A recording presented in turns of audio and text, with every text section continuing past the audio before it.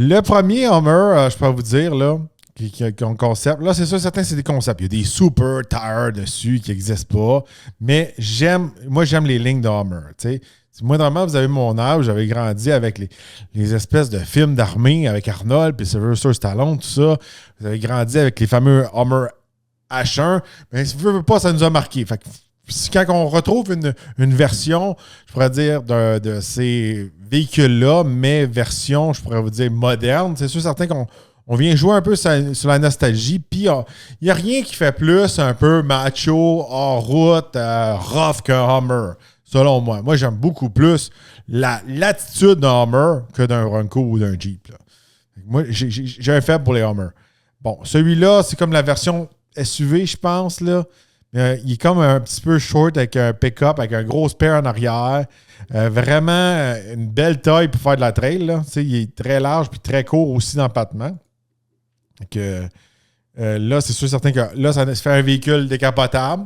Il ne faut pas oublier que toutes ces marques-là, ils n'ont plus de véhicules décapotables. Mais tandis que chez Ford puis chez Jeep, on a quand même les versions en route on peut enlever le toit.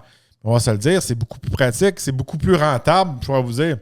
C'est plus facile, c'est comment je pourrais dire, pour investir de l'argent puis dépenser, ben c'est plus pratique s'acheter un Jeep que s'acheter vraiment une auto décapotable. C'est pour ça que les autos décapotables de nos jours, c'est plus dur à vendre. Mais là, une auto qui est un peu plus versatile, 4 saisons, hors route, aventure, on peut tirer un trailer, puis en plus, on peut enlever le toit. Là, c'est winner. C'est ça qu'on retrouve chez Hummer. Il ne faut pas oublier que c'est un concept. Là, il y a full screen. T'sais, chez Hummer, il presque slacker les screens. Un peu, là. C'est beau les screens. Là. Je sais qu'ils sont obsédés avec ça. Je sais que c'est un concept. Ils pourraient slacker un peu les screens, puis mettre des affaires un peu plus simples, plus efficaces, résistants à l'eau, tout ça, à toutes les températures, puis réduire le prix.